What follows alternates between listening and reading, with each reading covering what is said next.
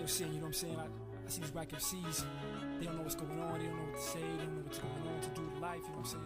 They can't really bang with the sound, they can't touch with it because they don't know what it is. But I know what it is, you know what I'm saying? Yeah, SNS, we know how it goes. Let me tell you how it goes.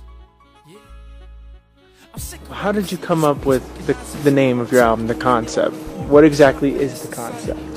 Well, the concept to me is basically what are we doing this for? You know what I mean? Where it's just like, what is the point of music? What is the point of hip hop? Or where is it gone? And the reason why I say that is because within the last, I want to say at least 10 years, but especially the last couple years, it's just like, you know, it dropped dead off the face of the earth, and that's just not what it was about when it started, and that's not the concept of what it is. And the concept of what I'm trying to do is just, it's supposed to be good music, it's supposed to be fun, it's supposed to speak from the soul, it's supposed to have something that a lot of things, everything has a rhyme, reason, and purpose, and if you don't do something with a purpose, then what the hell is the point of doing it, you know what I mean? Ain't that the truth? Amen. So, how did you come up with your name, Syncere? Name Syncere was actually given to me by a lot of people because I am a very honest type of person where it's just like, it is what it is. You know, sincere doesn't necessarily mean that it's all fun and games and shits and giggles. It is what it is. Take it or leave it. You like it or you don't like it. And my sincerity doesn't have censorship on it, so sometimes I could be cool about it, sometimes I could be rough about it, and but it's always the truth, and that's what sincere means, the truth. What is your favorite track that you worked on your concept album? My favorite track has got to be Loving You, because that was the first time in the whole process that me, my brother, and my sister ever recorded together, and I think that was really cool to have, to work with family and to do something like that. Who gets to do that, you know what I mean? Where it's like, hey, listen to this chick singing, that's my sister, look at this dude rapping, that's my brother, and I listen to it, I'm proud of it, because it was us, we did that, you know what I mean?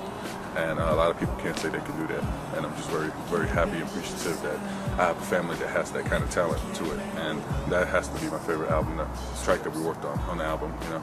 Who is your favorite rapper? Oh, man. Favorite rapper, there's a lot, but if I have to say... Well, like, who influenced you the most? Well, my biggest influence, I want to say... Man, that's a hard question.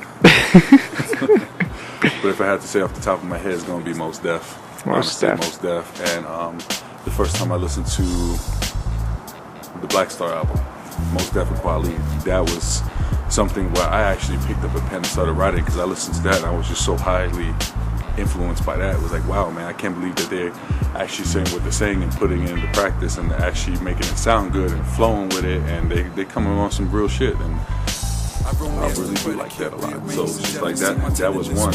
I have to say other influences would be Common, The Roots, you know, Jill Scott, Erykah Badu. Jill Scott a lot too. Jill Scott, she's a beast. I really like her a lot. As far as underground cats too, underground always influences you to do something. It motivates you, makes you want to do something.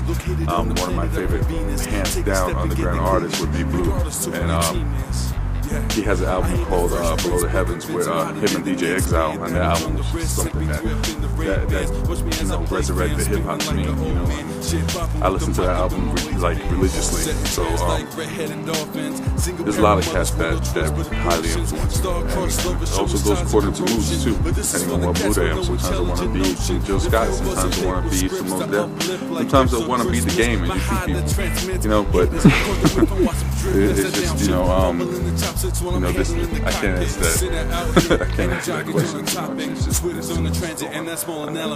Okay, next question.